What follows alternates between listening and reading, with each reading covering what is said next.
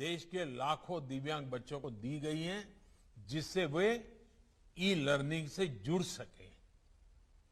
इस बार जो नई नेशनल एजुकेशन पॉलिसी आई है, उसमें भी इस बात को विशेष रूप से ध्यान रखा गया है। इसी तरह ट्रांसजेंडर व्यक्तियों को भी बेहतर सुविधाएं और समान अवसर देने के लिए transgender persons protection of rights कानून बनाया गया है। गुमंतु और अर्धगुमंतु समुदायों के लिए भी डेवलपमेंट एंड वेलफेयर बोर्ड की स्थापना की गई है।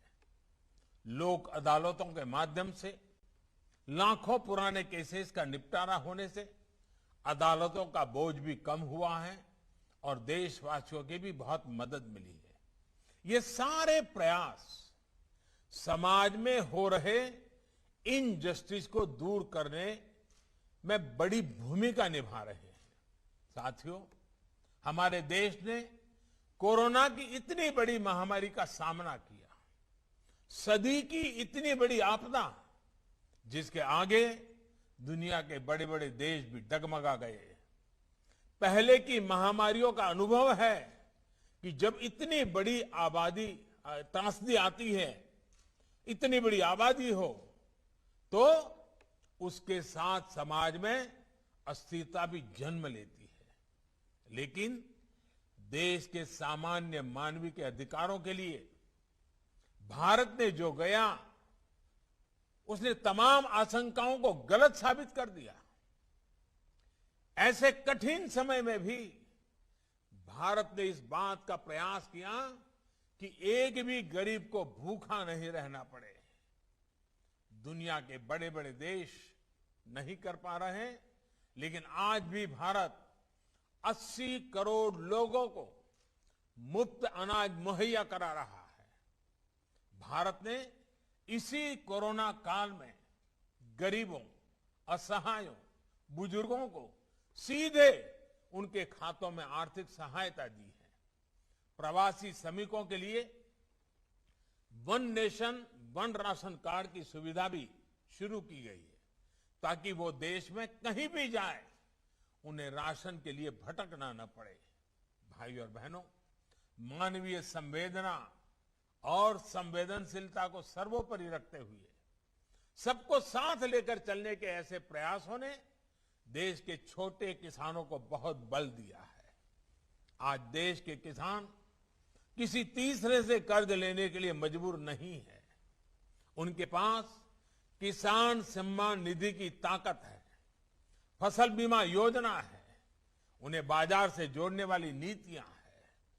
इसका परिणाम यह है कि संकट के समय भी देश के किसान रिकॉर्ड फसल उत्पादन कर रहे हैं। जम्मू कश्मीर और नॉर्थ ईस्ट का उदाहरण भी हमारे सामने है। इन क्षेत्रों में आज विकास पहुंच रहा है। यहां के लोगों का जीवन स्तर बेहतर बनाने का गंभीरता से प्रयास हो रहा है। ये प्रयास मानव अधिकारों को भी उतना ही सशक्त कर रहे हैं। साथियों, मानव अधिकारों से जुड़ा एक और पक्ष है जिसकी चर्चा मैं आज करना चाहता हूं।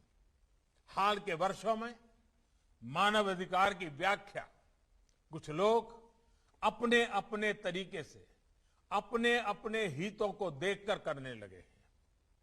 एक ही प्रकार की किसी घटना में कुछ लोगों को मानव अधिकार का हनन दिखता है और वैसी ही किसी दूसरी घटना में इन्हीं लोगों को मानव अधिकार का हनन नहीं दिखता। इस प्रकार की मानसिकता भी मानव अधिकार को बहुत ज्यादा नुकसान पहुंचाती है। मानव अधिकार का बहुत ज्यादा हनन तब होता है जब उसे राजनीतिक रंग से देखा जाता है, राजनीतिक चश्मे से देखा जाता है, राजनीतिक नफा नुकसान के तराजू से तोला जाता है। इस तरह का सिलेक्टिव व्यवहार लोकतंत्र के लिए भी उतना ही नुकसानदायक है। हम देखते हैं कि ऐसे ही सिलेक्टिव व्यवहार करते हुए कुछ लोग मानव अधिकारों के हनन के नाम पर देश की छवि को भी नुकसान पहुंचाने का प्रयास करते हैं। ऐसे लोगों से भी देश को सतर्क रहना है। साथियों, आज जब विश्व में मानव अधिकारों की बात होती है तो उसका केंद्र इंडिविजुअल राइट्स होते हैं, व्यक्तिगत अधिकार होते हैं। ये होना भी चाहिए, क्योंकि व्यक्ति से ही समाज का निर्माण होता है और समाज से ही राष्ट्र बनते हैं। लेकिन भारत और भारत की परंपरा ने सदियों से इस विचार को एक नई ऊंचाई दी है।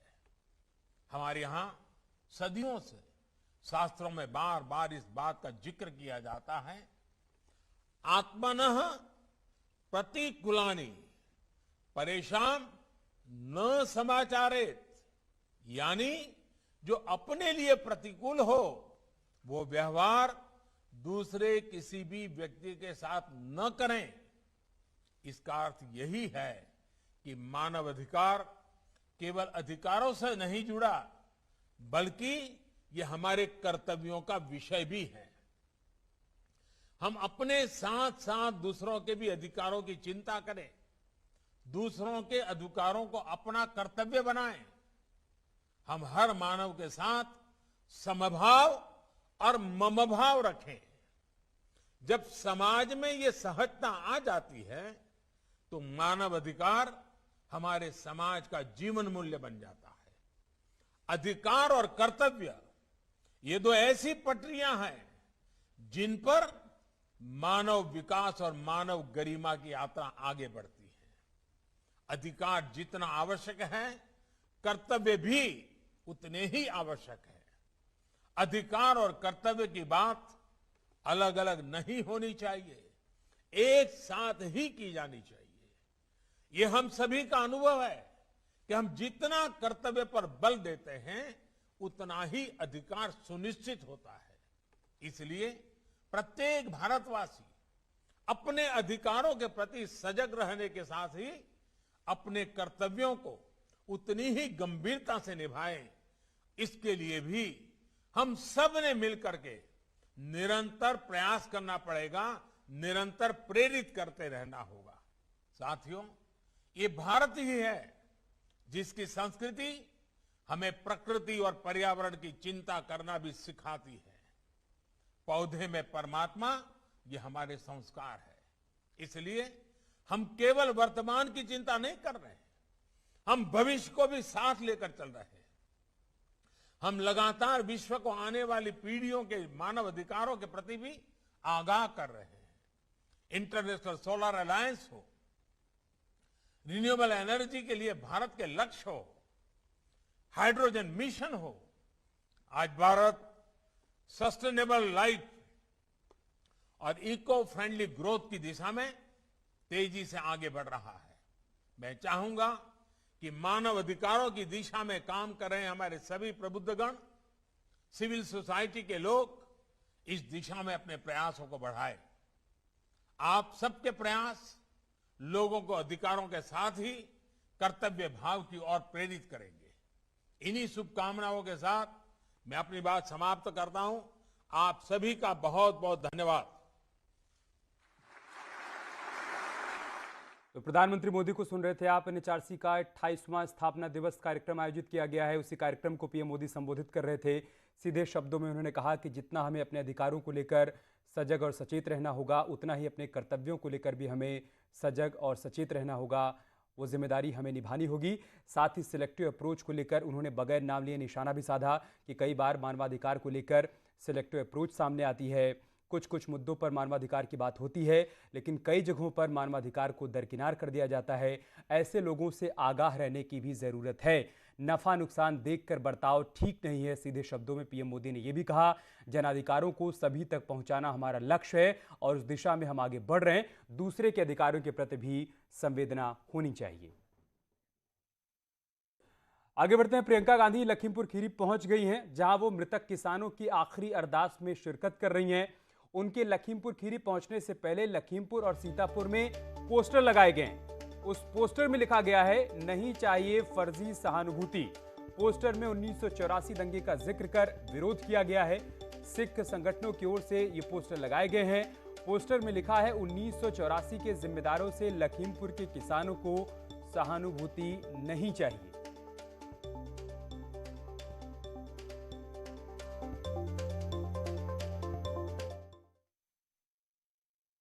ये पोस्टर लगाए गए थे और दूसरी तरफ अखिलेश यादव कानपुर पहुंच चुके हैं। जाजमऊ से विजय यात्रा का वो आगाज करने वाले हैं।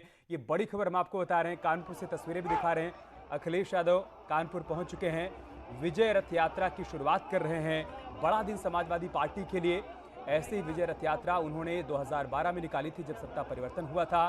2017 में जब वो उत्तर प्रदेश के मुख्यमंत्री थे तब भी चुनाव के दौरान अखिलेश यादव ऐसे ही एक रथ पर सवार होकर उत्तर प्रदेश की यात्रा पर निकले थे और एक बार फिर से सत्ता परिवर्तन की उम्मीद लिए समाजवादी पार्टी के तमाम कार्यकर्ता और नेता आज कानपुर में इकट्ठा हैं और रथ यात्रा की शुरुआत हो रही है जिसकी अगुवाई अखिलेश यादव कर रहे हैं। समाजवादी पार्टी को उम्मीद है कि इस रथ यात्रा के माध्यम से परिवर्तन की बयार बहाई जा सकेगी, समाजवादी पार्टी के लिए जनाधार तैयार किया जा सकेगा और एक बार फिर से 22 में बाइसिकल दौड़ाई जा सकेगी। इसी उम्मीद के साथ समाजवादी पार्टी की तरफ से ये विजय रथ यात्रा आज निकाली जा रही है।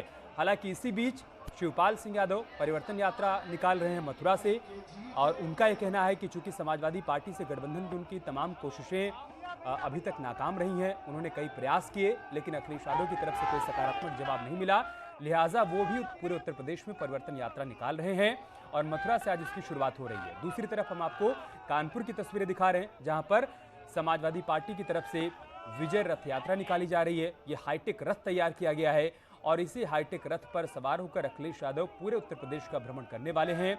इस दौरान अलग अलग विधानसभा क्षेत्रों में ये रथ यात्रा जाएगी और वहां पर पार्टी को मजबूत करने की कवायद की जाएगी, संगठन को एक बार फिर से मजबूत किया जाएगा, जनाधार तैयार किया जाएगा। तस्वीरों में देखिए आपको अखिलेश यादव नजर आ रहे हैं जो कि इस हाईटेक रथ पर सवार हो चुके हैं। आज सुबह से एसपी कार्यकर्ताओं का कानपुर पहुंचने का सिलसिला शुरू हो चुका था, उनमें खासा उत्साह देखने को मिल रहा है और एसपी कार्यकर्ताओं को भरोसा है, उम्मीद है कि जो परिवर्तन 2012 में अखिलेश यादव रथ यात्रा के माध्यम से ले आए थे वही परिवर्तन वो 2022 में भी ले आएंगे इस रथ यात्रा के माध्यम से। उत्तर प्रदेश के सभी विधानसभा क्षेत्रों तक पहुंचने की कोशिश होगी और अखिलेश यादव ने यह नारा भी दिया है कि 2022 में 400 सीटों पर समाजवादी पार्टी का कब्जा होगा। साथ ही साथ वो ये भी कह रहे हैं कि 22 में फिर से बाइसिकल, लेकिन बाइसिकल के दौड़ने से पहले वो हाईटेक रथ पर सवार हैं और इस हाईटेक रथ के जरिए वो उत्तर प्रदेश के भ्रमण पर निकल चुके हैं। शुरुआत कानपुर से हो रही है और यहाँ पर एसपी के तमाम कार्यकर्ता, तमाम नेता मौजूद हैं। पूरे कानपुर शहर को होर्डिंग से पाट दिया गया है। आप देखिए भारी संख्या में एसपी कार्यकर्ताओं का जमावड़ा यहाँ पर लगा हुआ है। अब से थोड़ी देर पहले अखिलेश यादव यहाँ पर पहुंचे हैं और अब वो हाईटेक रथ पर सवार हो चुके हैं। इसके बाद यहाँ से यात्रा उत्तर प्रदेश के अलग अलग विधानसभा क्षेत्रों का भ्रमण करेगी। हमने आपको बताया कि शिवपाल यादव परिवर्तन यात्रा भी निकाल रहे हैं और सबसे खास बात यह है कि दोनों ही पार्टियों की परिवर्तन यात्रा या फिर रथ यात्रा में मुलायम सिंह यादव की तस्वीर कॉमन है। शिवपाल यादव भी अपनी होर्डिंग्स में मुलायम सिंह यादव को साथ लेकर चल रहे हैं। उनके मंच पर जो बड़ा सा होर्डिंग लगा है उसमें भी मुलायम सिंह यादव की तस्वीर है और अखिलेश यादव की रथ यात्रा में भी, इस विजय यात्रा में भी मुलायम सिंह यादव की तस्वीर देखने को मिल रही है और कार्यकर्ताओं में खासा जोश भी देखने को मिल रहा है। अखिलेश यादव ये उम्मीद लेकर इस रथ यात्रा के जरिए उत्तर प्रदेश का भ्रमण कर रहे हैं कि 2012 में जो माहौल समाजवादी पार्टी को लेकर बना था वही माहौल 2022 में भी फिर से बने और सत्ता में उनकी वापसी हो। देखिए आप इस हाईटेक रथ पर लिखा भी है, एक तरफ समाजवादी पार्टी का सिंबल साइकिल और उसके ठीक बगल में लिखा हुआ है 22 में बाइसिकल। यही उम्मीद है समाजवादी पार्टी को और इसी उम्मीद के साथ आज इस विजय रथ यात्रा की शुरुआत हो रही है कानपुर से। एसपी के तमाम विधायक भी इस रथ यात्रा में शामिल हुए हैं, अलग अलग जिलों के कार्यकर्ता भी यहाँ पर इकट्ठा हुए हैं और अखिलेश यादव की कोशिश होगी कि इस रथ यात्रा के माध्यम से जिस भी विधानसभा क्षेत्र में पहुंचा जाए वहां पर लोगों से संवाद स्थापित किया जाए, सत्ता में आएंगे तो क्या करेंगे इस बात का जिक्र किया जाए, 2012 से लेकर 2017 तक सत्ता में रहते हुए जो कार्य किए गए थे उसका जिक्र किया जाए और मौजूदा सरकार की नाकामियों को गिनाया जाए। इसी मकसद, इसी उद्देश्य के साथ अखिलेश यादव ये रथ यात्रा निकाल रहे हैं। तो मिशन 2022 का शंखनाद करीब करीब सभी पार्टियों ने कर दिया है। प्रियंका गांधी भी अपनी जोरदार मौजूदगी उत्तर प्रदेश में दर्ज करवा रही हैं। फिर चाहे लखीमपुर खीरी में जाकर किसानों के परिवारों से मुलाकात करने की बात रही हो या फिर वाराणसी में रोड शो निकालने की बात रही हो, वहां पर एक विशाल जनसभा को उन्होंने संबोधित भी किया, सरकार को निशाने पर लिया। उसके बाद लखनऊ में जीपीओ में गांधी प्रतिमा के सामने वो मौन व्रत पर बैठी और अब आप देखिए आज से समाजवादी पार्टी और पीएसपीएल दोनों ही मैदान में उतर चुकी हैं, अपनी मौजूदगी पुरजोर तरीके से दर्ज करवा रही हैं। कानपुर से जहां पर समाजवादी पार्टी की विजय रथ यात्रा की शुरुआत हो रही है, तो वहीं मथुरा से शिवपाल यादव ने अपने परिवर्तन यात्रा की शुरुआत की है। शिवपाल यादव और उनके बेटे की वो अगुवाई में परिवर्तन यात्रा नवंबर महीने के आखिर तक पूरे उत्तर प्रदेश का भ्रमण करेगी और ये बताने की कोशिश की जाएगी कि हम सत्ता में आएंगे तो किस तरीके का परिवर्तन लाएंगे। इसीलिए इस यात्रा का नाम परिवर्तन यात्रा रखा गया है। और ये देखिए आप तस्वीरों में अखिलेश यादव नजर आ रहे हैं, जो कि हाईटेक रथ पर सवार हैं। इसी तरीके की रथ यात्रा वो 2017 और 2012 में भी निकाल चुके थे। भारी भीड़ देखने को मिल रही है एसपी कार्यकर्ताओं की। उनको लग रहा है कि जो उत्साह है, उमंग है, जोश है, ये बड़ा परिवर्तन लाएगा और 22 में एक बार फिर से बाइसिकल दौड़ेगी। एक छोटे से बच्चे को अखिलेश यादव ने इस हाईटेक रथ पर बिठा लिया है और हर तरफ एसपी कार्यकर्ता इस रथ के चारों तरफ नजर आ रहे हैं।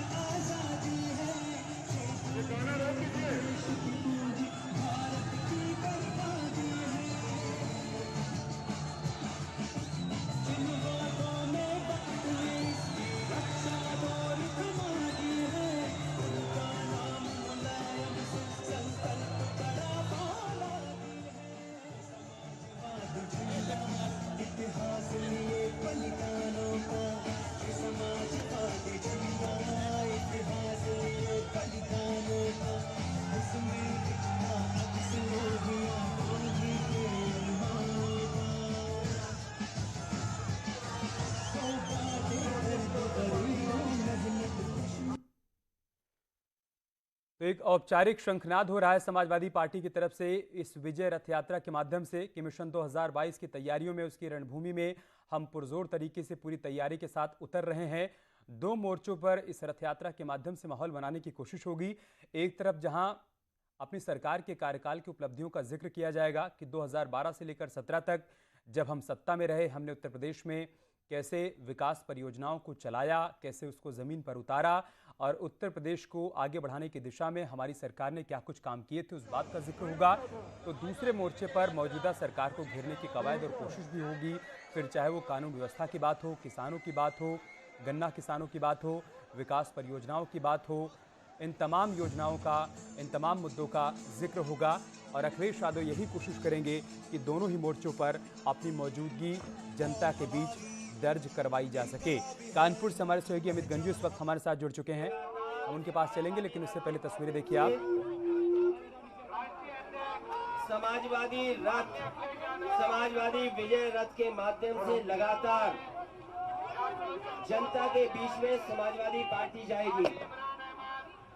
समाजवादी विजय रथ किसानों से आशीर्वाद, नौजवानों से, मजदूरों से, श्रमिकों से, व्यापारियों से, छोटे दुकानदारों से, हर एक वर्ग के लोगों से आशीर्वाद लेने के लिए लगातार समाजवादी विजय रथ चलेगा।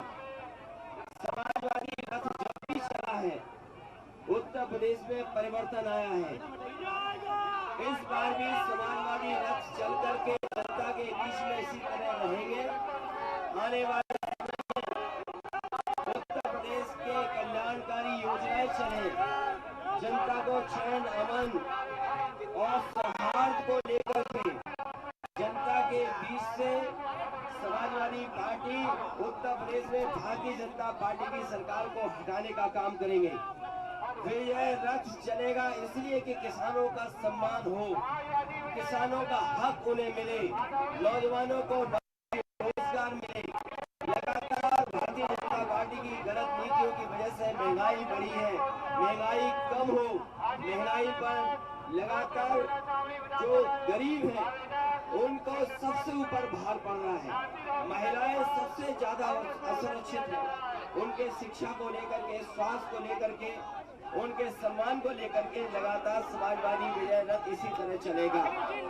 हमें उम्मीद है कि आने वाले समय में उत्तर प्रदेश की जनता समाजवादियों को आशीर्वाद देगी और जिस तरीके से लखीमपुर में किसानों को कुचला गया है, न केवल वहाँ पर किसानों को कुचला है, बल्कि भारतीय जनता पार्टी ने कानून को कुचलने का काम किया है।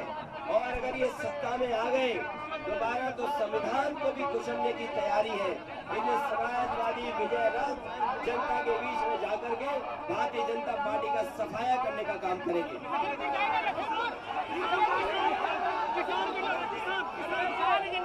किसानों का हक और सम्मान मिले, इसलिए विजय रथ लगातार चलेगा।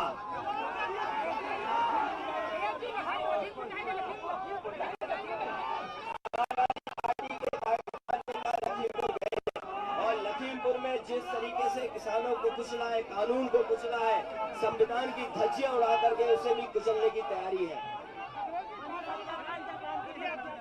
कानपुर इसलिए भी जरूरी है कि कानपुर में समाजवादी पार्टी ने लगातार विकास और काम किया है। कानपुर को लेकर के ये बड़ा शहर, औद्योगिक शहर है। आज यहाँ के कारोबार ठप है। यही शहर है जो न केवल नौकरी रोजगार दे सकता है, बल्कि देश की अर्थव्यवस्था को भी मजबूत करने का काम करेगा। कानपुर के कारखाने शुरू हो, व्यापार बढ़े और रोजगार के अवसर भी होंगे। इसलिए कानपुर समाजवादियों के पक्ष में पुराना ऐतिहासिक शहर भी है। नेताजी नौकरी रोजगार दे सकता है, बल्कि देश की अर्थव्यवस्था को भी मजबूत करने का काम करेगा। कानपुर के कारखाने शुरू हो, व्यापार बढ़े और रोजगार के अवसर भी यहीं से पैदा भी होंगे। इसलिए कानपुर समाजवादियों के पक्ष में पुराना ऐतिहासिक शहर भी है। नेताजी ने भी एक समय पर यहीं से शुरू किया था रथ, इसीलिए उस परंपरा को निभा करके समाजवादी लोग दोबारा रथ यात्रा शुरू कर रहे हैं। हमें उम्मीद है कि समर्थन मिलेगा और आने वाले समय में बहुमत की सरकार समाजवादियों की बनेगी।